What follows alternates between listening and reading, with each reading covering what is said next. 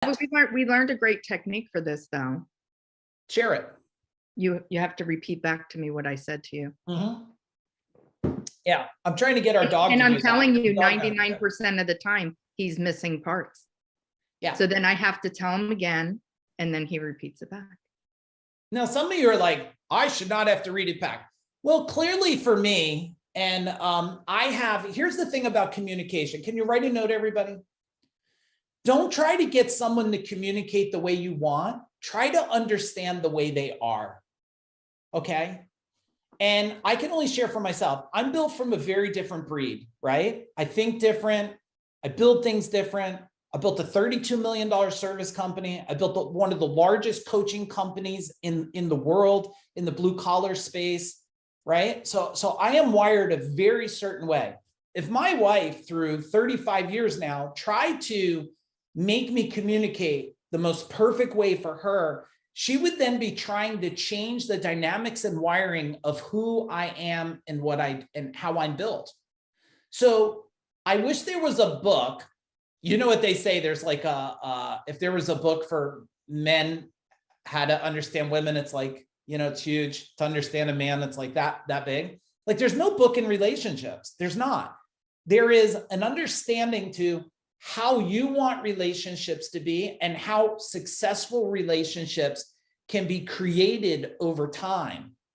And we're giving you just some ways to navigate where my wife opens up the door. She's like, I got to go over some things with you. Is now the right time? Now, if I'm still typing on my computer, am I listening, everybody? Can you type in the chat bar? Am I listening if I'm typing on the computer? There's no way in hell. I'm like, but if I was typing, I would still be listening. And that just shows we're different. Which is perfect for communication, right? I could throw it at her. She could be doing a million things. Me, I got to stop. And then, okay, some of the guys, when you stop, do you still have one eye on your computer and you go cross-eyed? Type in the chat bar. Does that happen, Brian? You're looking at her, but one eye's still here because you're trying to hang on to what you're doing.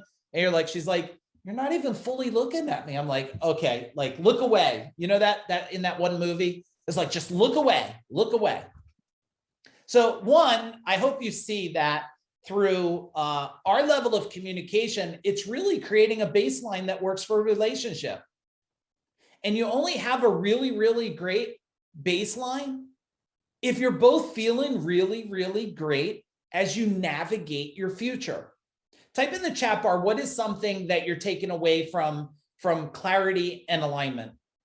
Tell me one thing that you're taking away in the chat bar. And then what we want to go to is number 3, which this is going to be a super great, simple exercise for all of you. It's going to be a great exercise for anybody that is in a relationship or ever going to get in a relationship in the future. Communication, their way. Yeah, it's both your way. Let's understand it. Difference between conversation and conflict. It's intent. Yeah, let's not have an argument about it. Arguments waste a whole lot of energy and time, and they take life force away. They don't give life force away.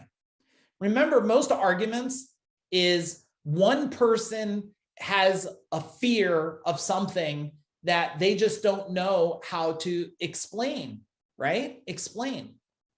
Let's go for number 3, wants and needs. Wants and needs.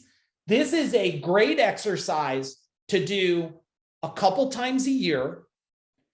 New Year's Eve is always a great time to do it. But anytime a relationship feels off, you both grab 2 sheets of paper. You can do it separate or together. You draw a line down the center. On the left says wants, and on the right side says needs. And all of you should write this down to do this. And what you do is after you fill out your wants, and then you fill it, like your wants could be like, I want to have date night, or I want to have walks, or I want to have this type of community. It's whatever you want. But then there's needs, right? There's like, hey, I need to have times where I feel like you recognize me. That might not be a want. It might be a need. It might fill your love language to a point that if you feel like it's not being loved, you feel that this relationship's not being successful. And Mike, on that, it's really important for them to get clear on what that actually looks like for them. I like the analogy of chicken soup. My idea of chicken soup and Mike's idea of chicken soup are two different kind of soups. He loves chunks of chicken in it, and I don't. I like mine loaded with vegetables, very little soup part. It's the same with this. When you say I want attention or I need this, you have to explain what that actually looks like for the person. Yeah, because otherwise, if people don't have clarity around wants and needs, then what happens is you have separation. You have separation, and you're wondering why we're not getting somewhere. So one person has this need of a bigger house or a bigger place or a pool or something, like they just need it. And the other person, here's a great example.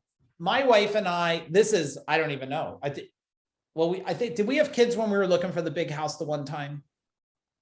I don't even know if we had kids at that time. Yeah. Probably. Okay. Oh, we had kids because we were looking for a bigger house. And we started looking all over at these big houses. And this is, well, Michael's 22, so it's probably 15, 18 years ago or something. And we're looking at all these big homes, 5,000 square feet. And there were a lot of money back then, but we would have been able to do it. We'd have to stretch some. And then my wife turned around and said, like, after we looked at a bunch of houses, like, why are we even looking at a bigger house? And I was like, oh, I just thought that's what we wanted, a bigger house. And she was like, a bigger house, and we're gonna have to clean all this stuff. And I was like, well, just so you know, guys, raise your hand real quick. That probably saved me $500,000 or so. So that was a good day, just so you know, it was a good day. But really what was good was we were out of line. We were out of alignment. I thought I was delivering something she wanted. And then she's like, that's not what I need. That's not what we need. And some of the things I'm going to say, I'm not saying it to brag to you. I'm saying it to make a point. One of the things that my wife and I always wanted to do is we always wanted to be debt free, because we never wanted to have that, because we knew that in relationships, there's a couple things that cause relationship problems, right? Like money's a big one. Sex is a big one. And I think there's one more. Jen, do you know what the third one is? They always say there's like 3. I don't know what the 30. We'll just stick with money and sex. Okay. And what happens is it's probably the kids, like the family dynamic. Oh, yeah, definitely. And so what we wanted to do was be debt free. And we were able to become debt free at 28 years old. And we've been debt free. And I'm level 51, so you could do the math. We've been debt free since we're 28. But that was based on both of us wanting to be debt free. Now, if we didn't want to be debt free, well, we could have been in debt. And that's fine for a lot of people if they want to do that. But we knew we did not want that worry. So we were willing to sacrifice things together. The whole thing I want you to take away from the wants and needs is it changes over time. It changes over time.